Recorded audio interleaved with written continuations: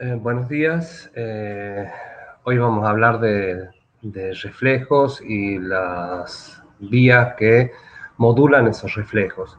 Los reflejos en nuestro organismo son muy importantes, ya que la mayoría de los que son reflejos naturales o innatos se encuentran incorporados desde el momento que nacemos. Antes de hablar estrictamente de los reflejos, lo que quiero mencionar son, en este caso, un,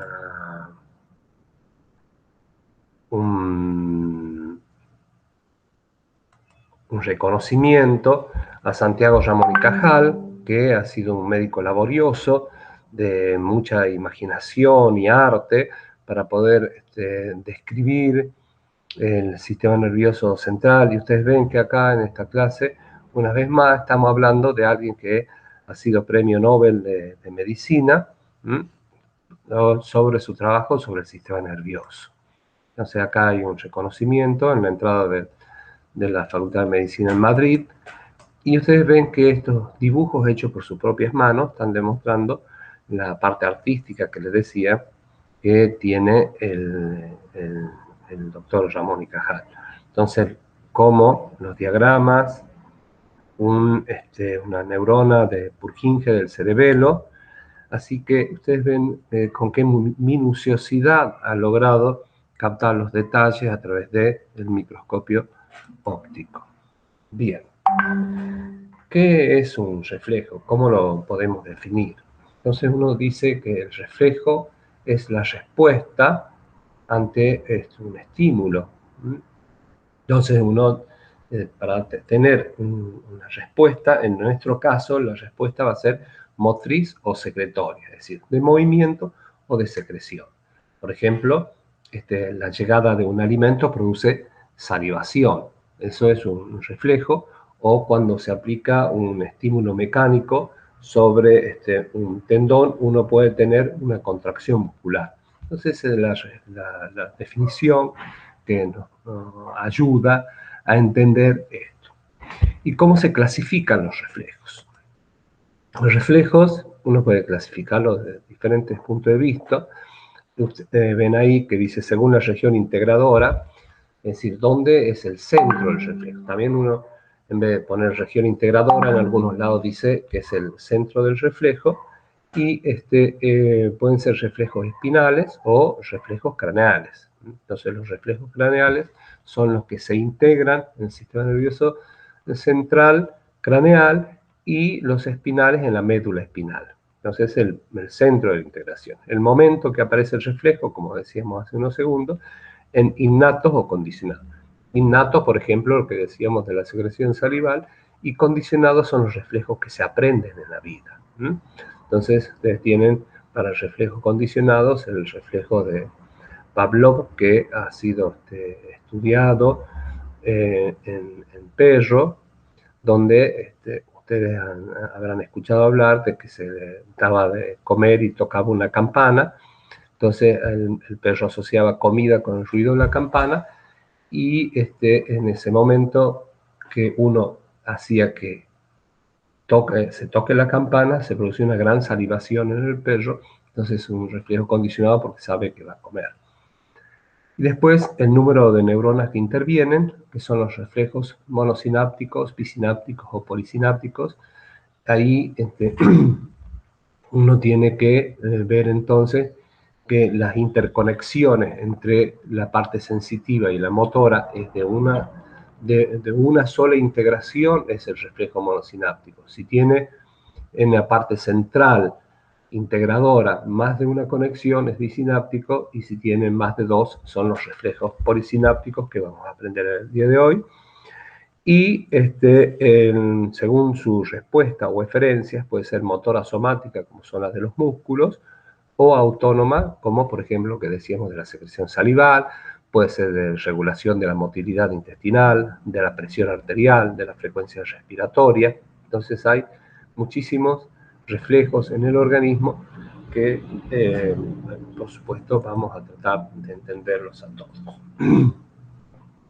De acuerdo a la jerarquización Entonces, la jerarquización es como está todo el sistema nervioso ordenado. Entonces, de esa manera en que está ordenado el reflejo, es como uno lo jerarquiza. Entonces, de la parte que tiene que ver con la periferia o con el centro. Según la respuesta de motoneuronas alfa, si la información o de la información sensorial periférica, y las vías descendentes del control motor, que es lo último que vamos a estudiar. En esto de poder entender qué son los reflejos, vamos a hacer una breve descripción a la sinapsis, donde el doctor Ramón y Cajal, el investigador, ya había hecho su colaboración en este sentido, porque antes se creía que el sistema nervioso era todo un continuum, y se ha visto que entre neurona y neurona había una conexión especial, que después más adelante se le ha dado a llamar como sinapsis, que ya vamos a ver quién es el que lo describe. Y lo otro que tenemos que tratar de entender es la unidad motora. La unidad motora se refiere a que una neurona motora que va a dar el impulso a un músculo, esa unidad entre las fibras musculares y la neurona se llama unidad motora. Las unidades motoras pueden ser grandes o pequeñas, depende de qué tipo de músculo se refiera. Cuando se refiere a músculos finos, que tienen una regulación de contracción muy especial, como los músculos extraoculares, los músculos de la mano, que requieren una justeza en su regulación. Las unidades motoras son pequeñas, es decir, una neurona solamente estimula muy pocas fibras musculares. Pero cuando la neurona estimula muchas fibras musculares, como por ejemplo una motoneurona alfa que sale de la médula, recorre y va a estimular el músculo sóleo, por ejemplo, entonces la unidad motora es muy grande. Tiene muchas fibras musculares estimuladas por una sola neurona, porque es un músculo que hace fuerza y que no necesita ajustes demasiado finos, como son los extraoculares o de las manos. Y ahora vamos a hablar de lo que se refiere al arco reflejo. En lo que se refiere al arco reflejo, tenemos que conocer que el arco reflejo está compuesto por diferentes partes. Las partes que componen el arco reflejo son la zona receptora del estímulo. Entonces, cuando hay un estímulo, tiene que llegar a un lugar que es el receptor. Ese receptor va a llevar la información por una vía aferente hacia el sistema nervioso central, la zona donde se va a integrar, a la zona integradora, hacia el centro, y desde el centro parte una respuesta a esa recepción de información. Y esa respuesta va por vía eferente hacia un efector, que puede ser un músculo o una glándula. Y acá, en cuestión de estos del centro, digamos, donde se modula la información, acá les traigo un recordatorio de lo que tiene que ver con la médula espinal. Es la médula espinal que está compuesta por diferentes láminas. Acá tienen que desde la lámina 1 a la 10, desde en la parte de arriba hacia abajo, es de posterior hacia anterior, del asta posterior al asta anterior. Todo lo que tiene que ver con el asta posterior tiene que ver con la recepción de la información. Ustedes ven ahí marcado a la derecha en azul la sustancia gelatinosa de Rolando, los núcleos propios, los núcleos dorsales, las láminas 3 y 4, que tienen que ver con la recepción y parte de la integración de las sensaciones a ese nivel. El asta intermedio lateral, y en la parte inferior todo el asta anterior, que tiene que ver con las neuronas motoras. Entonces son zonas muy importantes de esto.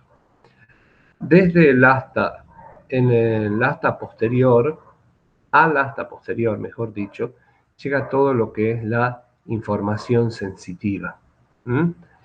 y desde el asta anterior sale toda la información motora. En el dibujo B, lo que podemos ver que acá en la región previa a la entrada al asta posterior hay una dilatación donde están las neuronas sensitivas. Entonces estas son neuronas bipolares que traen la información desde la periferia. Ya existe un cierto tipo de integración en el ganglio de la raíz posterior y eso lleva la información al asta posterior. Acá se produce toda la modulación, la elaboración de la respuesta, que en el caso de los reflejos va a salir desde las motoneuronas hacia la periferia. Acá tienen una fotografía electrónica de lo que acabamos de decir, con las neuronas que están en el asta anterior y desde ahí la salida por el asta anterior. Este es un esquema de lo mismo que acabamos de ver en la fotografía. Y acá tenemos otra persona, también de Premio Nobel de Medicina, que tiene que ver con la fisiología, y es el que postuló la hipótesis sináptica para describir las interacciones entre los reflejos, es lo que les decía recién. Entonces, se van descubriendo las cosas del sistema nervioso hacia fines del 1800, principios del 1900, donde la sinapsis ha sido escrita por Sir Charles Sherrington y también muchas de las que tienen que ver con los reflejos que nosotros estamos estudiando, del reflejo miotático ha sido estudiado y descrito por Sherrington. Ustedes ven ahí una de las cosas muy importantes que también se ve en la clínica médica, que es la rigidez de descerebración, y esto ha sido descrito, como pueden ver, en 1896. Entonces, eso tiene que ver con la coordinación de los reflejos. Y aquí, repitiendo lo que hemos nombrado recién, ¿qué es un arco reflejo? Tenemos el estímulo que va a actuar sobre un receptor. Este estímulo, ¿qué es un estímulo? Entonces, el estímulo se define como una modificación energética capaz de obtener una respuesta. Entonces, los estímulos también son diferentes, porque los estímulos pueden ser físicos, químicos. Dentro de los físicos podemos tener que los estímulos son mecánicos, eléctricos. Entonces, y hay distintas variedades de químicos, desde lo que son, por ejemplo, lo que tienen que ver con el gusto, la olfacción, o todo lo que responden al medio interno que hemos visto, que son capaces de captar los receptores de estímulos sobre gases. Por ejemplo, cuánto de oxígeno tenemos o de dióxido de carbono, y de acuerdo a eso se va a modificar nuestra respiración. Entonces, estímulos químicos, estímulos mecánicos, estímulos eléctricos. Entonces, el estímulo es una modificación energética que obtiene una respuesta, que actúa sobre un receptor, y entre el estímulo y el receptor tiene que ser algo adecuado. Entonces, si yo quiero estimular la retina en los ojos, voy a estimularlo con una luz, y a los receptores del oído con sonido, y no al revés, porque ponerle una luz en el oído no va a obtener una respuesta. Para poder obtener una respuesta, el estímulo tiene que ser un estímulo adecuado y además de otras características que se requieren. Entonces, y el receptor lo que hace es un transductor, traduce el estímulo en algo que el sistema nervioso lo pueda leer. Entonces, porque no es que la luz que llega al receptor se transmite como luz al centro, porque el sistema nervioso no lee esas cosas. Entonces, el receptor lo que va a hacer en este caso es traducir al lenguaje del sistema nervioso. Y el lenguaje del sistema nervioso en este caso son potenciales de acción. Entonces, de acuerdo a los potenciales de acción y a las vías y al centro donde se dirija, acá en este centro es donde se va a elaborar la respuesta que Acá lo tiene en el dibujo, en la parte, en el dibujo superior, estímulo, receptor, la neurona sensitiva, que hemos dicho que está en el ganglio de raíz posterior, ingresa a la médula por el asta posterior, y ahí este es el centro donde se elabora la respuesta. Entonces se dice si va a haber o no va a haber una respuesta, y si existe una elaboración para que exista una respuesta, se viaja hacia el efector por la vía eferente, y en este caso un músculo va a producirse una contracción, que eso sería la respuesta. Bien, acá en este caso ya más específico a lo que nos refiere a la clase de hoy, nosotros vamos a estudiar los reflejos musculares, donde ustedes ven que el sensor, el receptor del músculo es el uso muscular que se activa por el estiramiento. Entonces, si se produce un estiramiento del músculo, se activa el receptor, va la neurona sensitiva, y esto va a actuar directamente sobre la motoneurona alfa, estimulándola para que se produzca una contracción. ¿Qué es el uso muscular entonces? El uso muscular es un comparador entre la longitud que tiene el músculo y la longitud que tiene el uso muscular. Entonces, el uso muscular, que ya lo vamos a ver, estudiar en detalle para poder entender este funcionamiento, lo que hace es comparar las fibras que están dentro de este receptor con con la longitud que tienen las fibras del extrafusal, o es decir, las fibras contráctiles del músculo, para mantener una determinada contracción. Bien, y acá está el uso muscular descrito. Ustedes ven acá son las descripciones clásicas del uso muscular, donde están las fibras en saco nuclear y las fibras en cadena nuclear. Las fibras en saco nuclear, que tienen los receptores aferentes de tipo 1A, que también hace sinapsis con las fibras de cadena nuclear, y las fibras de cadena nuclear que preferentemente reciben la información que se produce en grupo 2, en las fibras de cadena nuclear. Entonces, saco nuclear, cadena nuclear, que a su vez también recibe eferencias motoras, que se llaman motoras gamma. Entonces, esto tiene sensibilidad y tiene contracción. Acá en este otro esquema es más o menos lo mismo, podemos percibirlo quizás visualmente un poco mejor. Entonces, el receptor, el uso neuromuscular o uso muscular, tiene una parte sensitiva y una parte motora.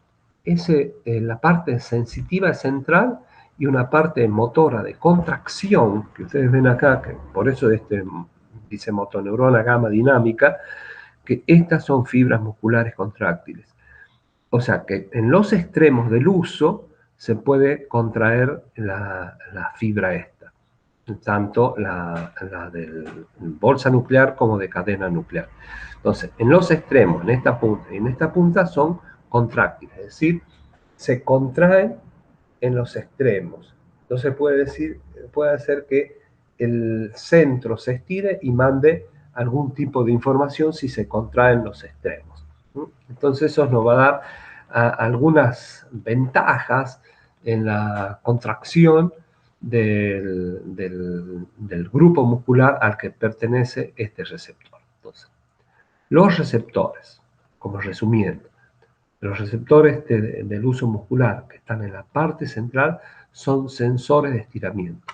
Cuando el músculo se estira, el uso se estira y la zona central despolariza y envía la información por las fibras aferentes tipo 1A como las de la fibra aferente del tipo 2. Entonces envían la información de lo que se produce en el estiramiento en las fibras de bolsa nuclear y en las fibras de cadena nuclear. Los receptores que están unidos a las fibras, a los núcleos en bolsa nuclear, van a enviar información mientras se produce el estiramiento. En ese pequeño tiempo que se produce el estiramiento, las fibras 1A envían mucha información. En cambio, las fibras de cadena nuclear envían información cuando se ha modificado la longitud del músculo, dando información que la longitud del músculo ha cambiado y que es diferente en ese momento. Entonces, acá ustedes pueden ver con más claridad lo que les estaba diciendo, la parte central sensitiva, la parte de los extremos es contráctil. Entonces, el músculo se puede estirar en su totalidad y al estirarlo al uso se activa todo el centro. O se puede modificar la sensibilidad de la zona receptora de cambios de longitud solamente con que la fibra motoneurona gamma haga que se contraiga los extremos. Entonces, al estirarse la parte central, va a dar información hacia el sistema nervioso central para producir una respuesta en el músculo en general. Entonces, acá, para mayor comprensión, entonces el órgano receptor, que sería el uso muscular, si se estira el músculo, es decir, este órgano receptor está dentro del músculo, va hacia la motoneurona alfa y hace que la longitud del músculo se contraiga. Y acá tiene un ejemplo funcional de esto. El ejemplo funcional de esto dice lo siguiente, que este uso muscular tiene una determinada longitud. La longitud del uso muscular está dado en parte por el estado del músculo en general y por la actividad que tienen las motoneuronas gamma sobre la parte contráctil del uso. Se dice que el músculo tiene que tener determinada longitud. Como ustedes ven acá, en este esquema, donde uno sostiene un vaso. Entonces, todo está relacionado. El sensor del uso dice que el músculo está con determinada longitud y eso tiene un circuito donde lo mantiene en ese estado. Pero acá se produce un estiramiento del músculo, en este caso el bíceps. Entonces, el estiramiento pasivo del músculo hace que el uso muscular también se estire. Por lo tanto, los receptores se activan y al activarse los receptores, dice que ha cambiado la longitud del músculo y que debiera volver a la misma posición que estaba anteriormente. Entonces, la respuesta refleja hace que se contraiga el músculo y vuelva a su posición original. Acá en el esquema de abajo a la izquierda tenemos que lo que estábamos diciendo, que la facilitación de fibras descendentes que viene a la motoneurona gamma hacen que el uso tenga un determinado grado de sensibilidad. Cuando se agrega líquido al vaso hay cambio de longitud y los receptores hacen que del uso le avisen a la parte central que ha habido cambio. Entonces la motoneurona alfa, ¿qué hace? Hace que el músculo se contraiga, como ustedes ven a la derecha en el esquema, y vuelve a sostener el vaso en la posición inicial. Bueno, pero esto no es para que el vaso podamos sostener un vaso, sino que va mucho más allá, porque la vida no está hecha para sostener vasos. Nosotros somos personas que nos mantenemos en posición de pie. Entonces, para poder mantenernos nosotros en posición de pie y estar erectos en la vida, lo que hace es muy necesario que funcione perfectamente el reflejo miotático como acabamos de ver. Entonces, para poder mantenernos en pie tenemos músculos extensores. Entonces, los músculos extensores van a hacer que podamos mantenernos en posición vertical, si no nos caeríamos.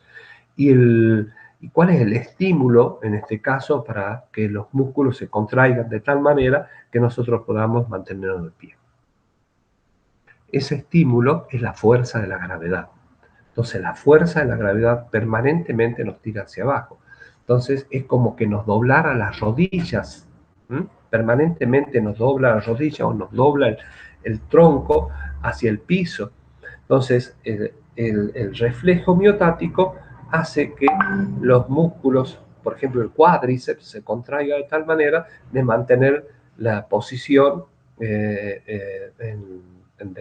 del cuerpo en posición de pie sin que nos caigamos. Y lo mismo pasa con los músculos del tronco, que son los antigravitacionales. Entonces, el estiramiento se da porque la fuerza de la gravedad tira hacia abajo y esa fuerza de la gravedad es el estímulo para el reflejo miotático. De otra manera, tendríamos que andar arrastrados en el piso si no existiera el reflejo miotático. Ustedes han visto que cómo podemos ponerlo en evidencia eso. Estos son estudios que se han realizado desde la época de Sir Charles Sherrington. Entonces, lo ponemos en evidencia, el médico pone en evidencia produciendo una percusión en el tendón rotuliano para que se estire la pierna. Entonces uno dice, bueno, pero no es para eso, sino el reflejo miotático no es para que uno vaya con un martillito, golpee y diga si hay reflejo o no hay reflejo. No, el reflejo miotático nos permite mantener la postura de las personas humanas. Entonces acá, volviendo a lo que es el arco reflejo y el reflejo miotático, hay un estímulo. El estímulo es el cambio de longitud, y el cambio de longitud es percibido por la sensibilidad aferente 1A, que decíamos que era de las fibras de bolsa nuclear. Entonces, mientras se produce el estiramiento, se produce un aumento muy intenso de los potenciales de acción que viajan por la fibra aferente 1A. En cambio, ustedes ven que la aferente 2 prácticamente no cambia sus potenciales de acción hasta que llega a un estado de cambio de longitud del músculo. Entonces ahí se nota un pequeño aumento de las potenciales de acción que viajan por las fibras de tipo 2A, y cuando el músculo se acorta, deja de enviar estímulos la fibra aferente 1. Se desafecta, es como que queda sin actividad momentáneamente cuando se produce un acortamiento del músculo. Acá cuando uno hace un golpe, es decir, lo acorta, se produce como sacudidas. Ustedes ven que en la vibración también el músculo y la vibración, acortamiento y alargamientos rápidos del músculo, hay cambios sobre todo en la fibra aferente 1A, que es el receptor de bolsa nuclear del uso muscular. Y ustedes ven aquí que en este caso, cuando hay acá tenemos un soporte donde está un músculo en estudio, y este músculo, cuando se somete a un acortamiento, las fibras de 1A, ustedes ven cómo deja de enviar potenciales de acción. Entonces, cuando vuelve a la posición original, vuelve a enviar una basal de potenciales de acción. En este caso, que es diferente, digamos, el ejemplo, porque acá solamente ha habido un acortamiento por estímulo de las fibras de la motoneurona alfa. Cuando hay un estímulo de coactivación, que se llama, por la motoneurona alfa y la motoneurona gamma, no se desafecta, como ustedes pueden ver acá, la sensibilidad del músculo. Hay una cocontracción alfa-gamma, es decir, el músculo se contrae, pero si al mismo tiempo uno contrae los extremos del uso, le aumenta la sensibilidad al uso muscular, porque al contraer los extremos del uso, envía potenciales de acción la fibra del saco nuclear, las fibras 1A. Entonces, de esa manera, al estar sensibilizado el músculo por contracción de los extremos, gracias al estímulo que proviene de la motoneurona gamma, no hay desafectación, ustedes ven acá, y eso permite que la contracción sea más efectiva. En general, en la fisiología normal nuestra de todos los días, no en esto experimental, cuando uno contrae un músculo y quiere levantar un peso, una bolsa pesada, por ejemplo, hay co-contracción de fibras alfa y gamma. Si no, no sería muy difícil levantar algo solamente con el estímulo de las fibras de la motoneurona alfa. ¿eh?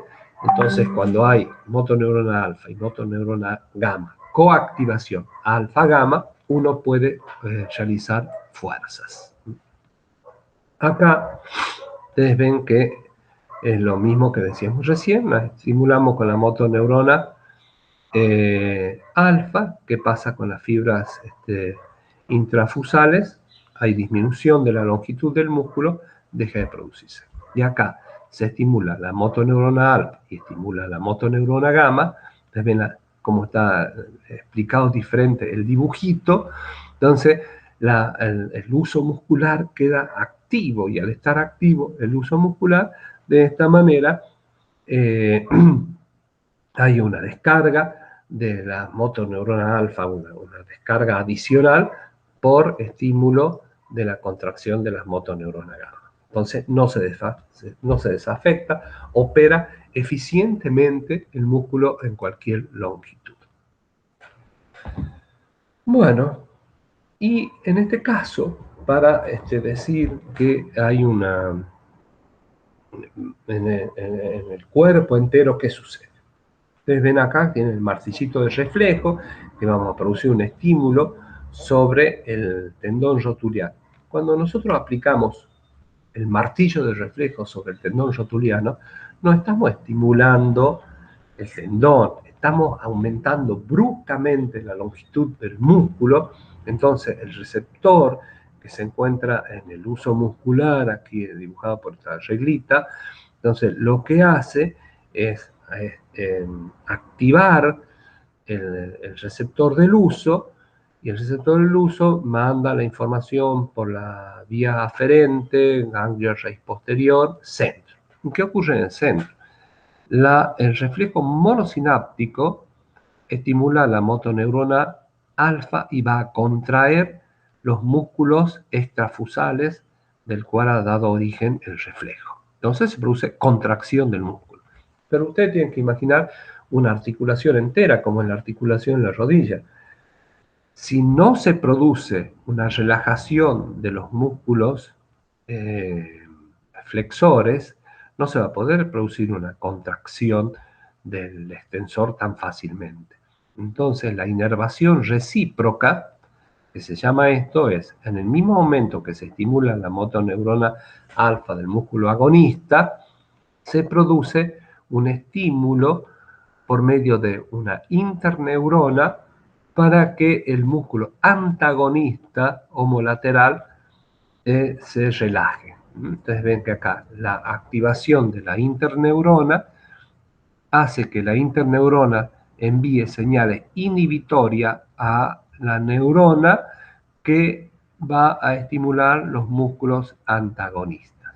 Por lo tanto, el reflejo se va a facilitar. Esto se llama inervación recíproca y también había sido descrito por Sherrington en 1900. Así que inervación recíproca es el reflejo y lo que produce y facilita la activación cuando uno aplica un estímulo acá para ver el estado de cómo está el sistema nervioso, si está muy facilitado, está inhibido, que se puede estudiar después en la clínica médica o en la clínica neurológica. Entonces, acá está de nuevo, uno aplica un estímulo en el tendón rotuliano, se produce la recepción en el uso del cuádriceps, que va a hacer que la motoneurona alfa del mismo cuádriceps contraiga el músculo, y la inervación recíproca hace que los músculos antagonistas se relajen. Por lo tanto, se va a modificar la posición de la pierna con respecto al músculo. Hay un estiramiento de la pierna sobre el muslo y esa es la acción de este reflejo. Acá vamos a estudiar en este otro esquemita el reflejo del órgano tendinoso de Golgi. El órgano tendinoso de Golgi también es un reflejo bisináptico y tiene inervación recíproca también, pero el receptor está en el tendón, no está en el músculo. El tendón es el que recibe, entonces tiene neuronas aferentes que perciben la tensión, la fuerza que está desarrollando el músculo sobre el tendón, hace que sea percibida por las neuronas aferentes de tipo 1B. Entonces, cuando el músculo se contrae, en este caso hay contracción del músculo. El músculo se contrae y produce tensión en el tendón. Esto está percibido por el órgano tendinoso de Golgi, va por vía aferente hacia hacia las interneuronas y va a producir una inhibición de la motoneurona alfa que da origen a la contracción de este músculo. Es decir, estos son reflejos para evitar daños en el músculo, en los tendones, si la contracción es muy fuerte. Entonces, este tipo de reflejo es un reflejo protector. Entonces, produce inhibición sobre el músculo sobre el cual está contrayéndose en exceso habitualmente y produce un estímulo por inervación recíproca para la contracción del músculo extensor. Bien. Bueno, vamos a pasar esto. Bueno, acá ustedes tienen para estudiar este reflejo que cuando se estira el músculo no hay contracción, no hay estímulo para la recepción del músculo. Pero cuando se contrae el músculo, ven acá un músculo contraído, habitualmente ya habíamos estudiado que cuando se estimula por motoneurona alfa solamente se desafecta el uso. En este caso, en el músculo contraído, se produce una percepción del aumento de tensión en el tendón y va por la vía aferente del órgano tendinoso de Golgi. ¿Y qué hace? Ustedes ven que manda estímulos hacia el centro y el centro hace que después que estaba cortado, finalmente el músculo se relaje y termine disminuyendo su fuerza. Esto es lo mismo para reforzar el conocimiento y ustedes ven que acá hay entre frecuencia de disparos y fuerza una relación. Entonces, cuando hay riesgo de rotura muscular o rotura del tendón o lo que se desinserta el tendón, entonces esto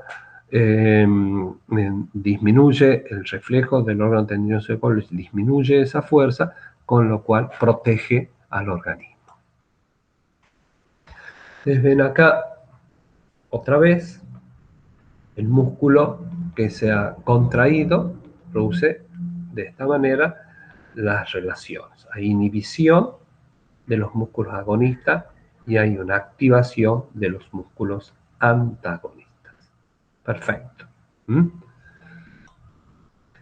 Bueno, y otro reflejo que hay que estudiar es el extensor cruzado. ¿Quién alguna vez en su vida no se ha lastimado en forma brusca el pie? Como ven en la parte inferior del dibujo, sobre el pie derecho está una tachuela que uno pisa y se pincha y le duele. Entonces este es un reflejo de protección, es un reflejo de un receptor cutáneo donde se está produciendo un daño en el pie. Qué sé yo, si han ido a algún lado a la playa o han pisado un piso caliente, entonces uno en el acto levanta el pie, entonces se produce un reflejo que se llama reflejo flexor. Entonces, ¿qué sucede?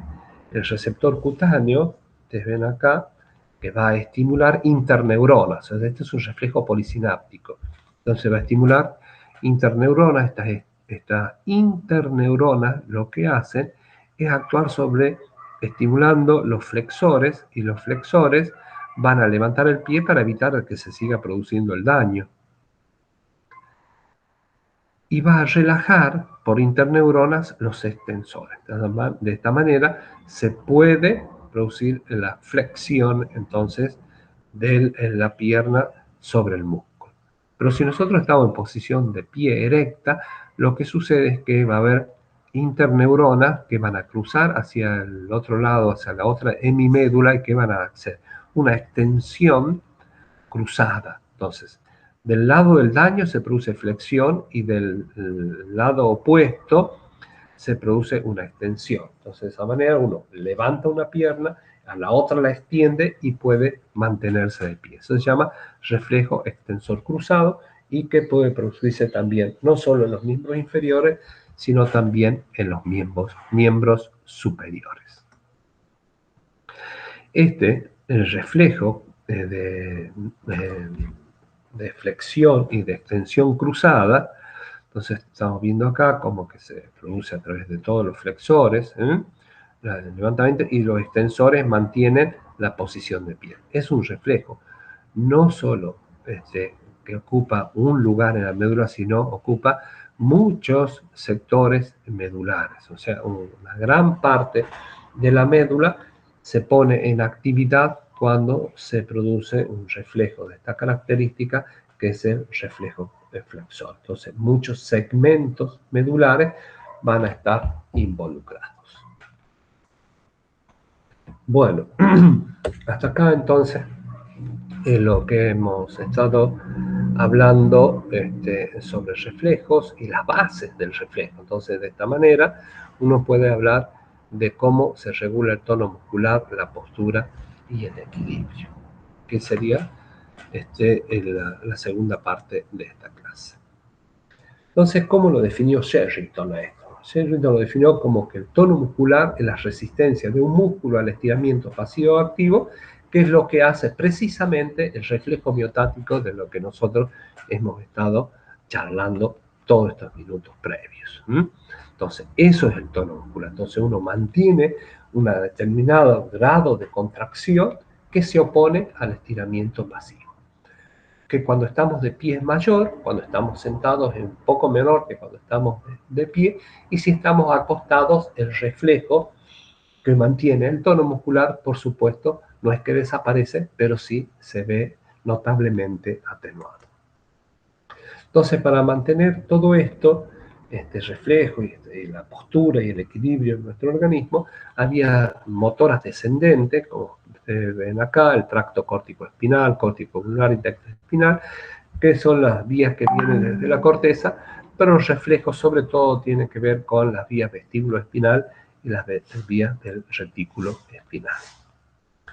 En las vías de la corteza, de vías motoras centrales, entonces tiene la organización de las neuronas piramidales y no piramidales, que tienen que ver con toda la cuestión de motora voluntaria, que no es el caso de la clase, pero viene bien de recordar que está todo en el área motora primaria, en las áreas motoras suplementarias, es decir, donde se produce toda la elaboración mental o subconsciente del movimiento, y esto va a descender por la vía córtico-espinal. Y está la representación cerebral de la parte activa muscular de nuestro organismo. Entonces, la cara tiene mucha expresión, las manos, y esto está todo en la corteza motora. Ustedes que ven en este esquemita donde habla de la integración de los reflejos, que el cerebro planifica los movimientos voluntarios. Entonces, todo lo que tiene que ver con el movimiento voluntario es del cerebro, y el tronco encefálico sobre los reflejos posturales de los que estamos hablando. Entonces, el tronco encefálico es lo que nos va a importar, y por supuesto la médula espinal, que es la que recibe la aferencia y tiene sus centros de elaboración para producir el efector. Entonces acá tenemos los receptores, la médula y las contracciones de los grupos musculares. En el movimiento voluntario, hay planificación, iniciación y ejecución del movimiento. Entonces, desde la idea, como está acá, se integra con otras áreas del cerebro, entonces como el cerebelo, los ganglios basales, el putamen, caudado y todas las áreas de asociación sensitivo-motora para que uno inicie a través de toda esta asociación un movimiento que por supuesto es regulado siempre por el cerebelo.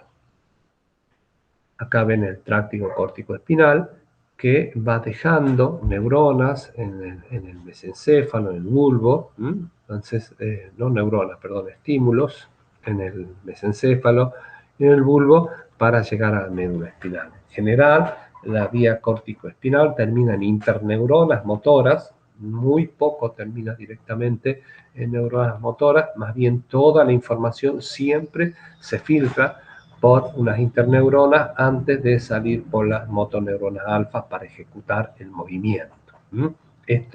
Todo esto y la integración del cerebelo y los núcleos basales hacen que los movimientos que nosotros ejecutemos sean movimientos precisos. El núcleo rojo tiene que ver con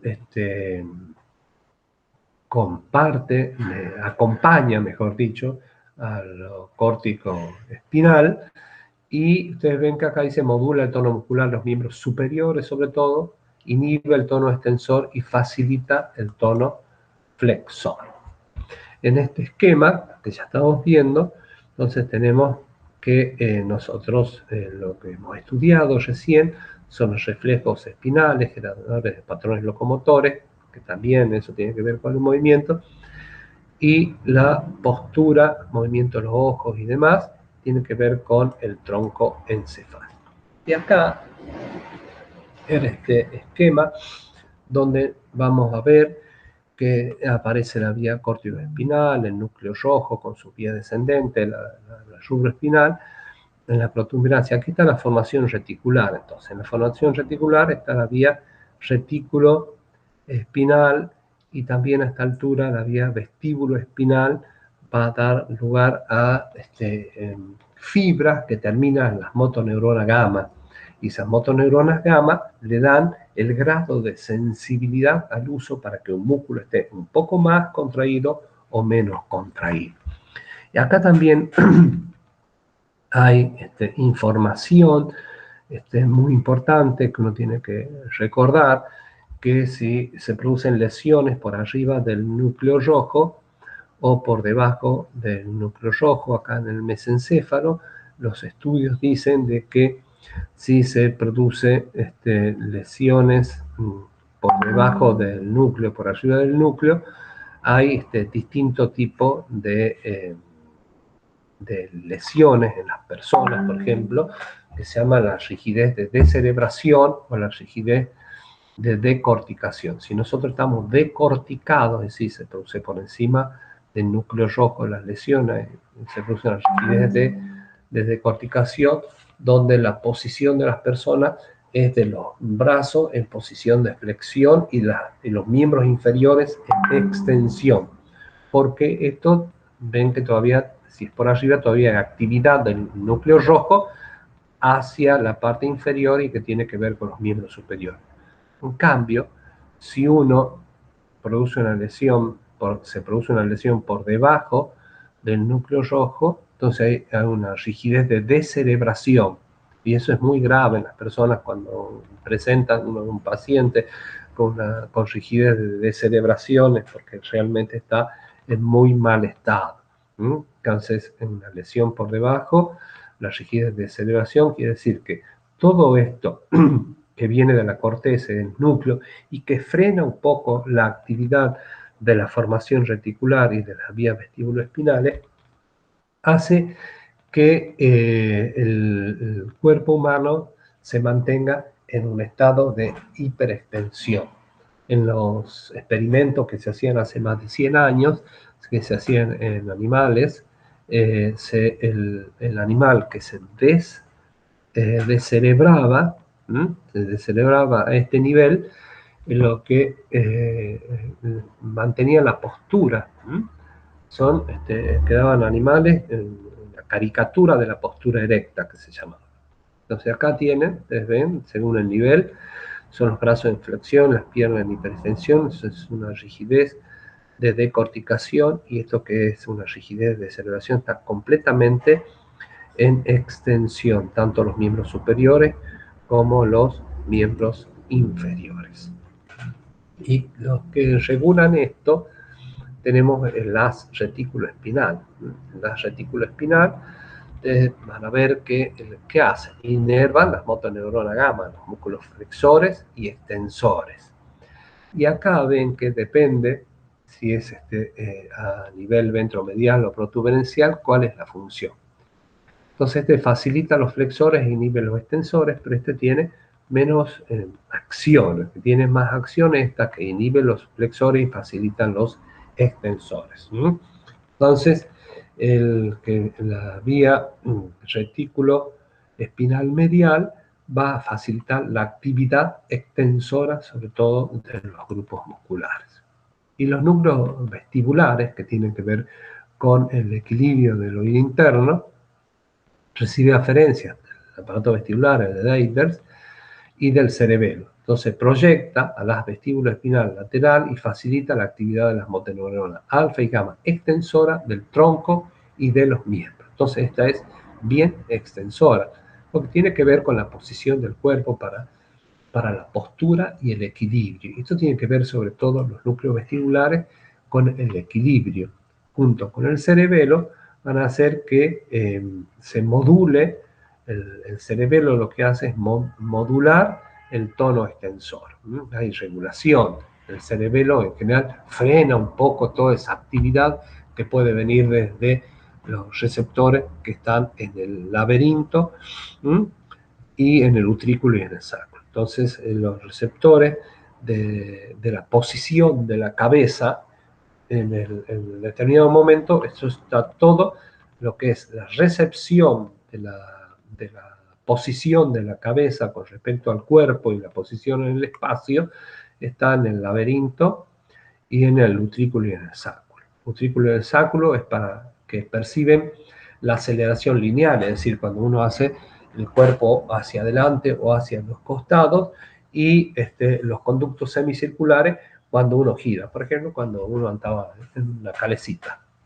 Así que esa es la función que tiene todos estos receptores para mantener la posición del cuerpo. Y esto van a ir, estas fibras aferentes van a actuar sobre los núcleos vestibulares, superior, lateral, medio y los núcleos vestibulares inferiores. Esto tiene que ver con la posición de los ojos, sobre todo los superiores y los medios inferiores, con corregir o mantener la postura del cuerpo humano. Ustedes ven cómo el cerebelo influye y también algo de influencia hay desde la parte superior.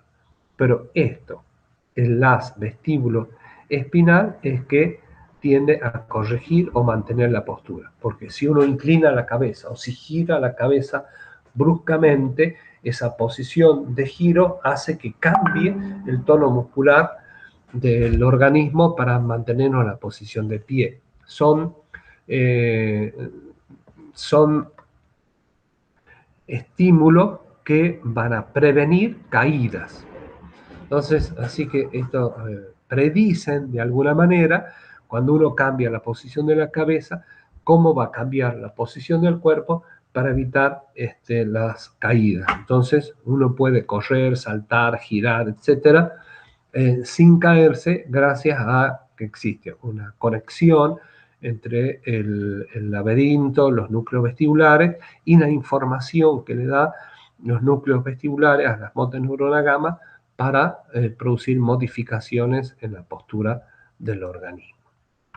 Y por último, para terminar, acá estos experimentos que se han hecho hace unos pocos años, ustedes ven que esto es el 2016, donde los potenciales evocados auditivos que se hacen el utrículo y el sáculo, cómo es que a través de los núcleos vestibulares medios, por ejemplo, o superiores, cómo se conectan para la modificación de la posición de los ojos en el cuerpo, y cómo también a través de estos núcleos vestibulares van a actuar sobre los músculos externos cleidomastoideos para la posición de la cabeza, o del trapecio también para la posición de la cabeza, y cómo también por los núcleos vestibulares mediales o dorsales van a actuar sobre los miembros, en este caso los miembros inferiores, para modificar el estado de contracción de los músculos de los miembros inferiores para mantener la postura del organismo.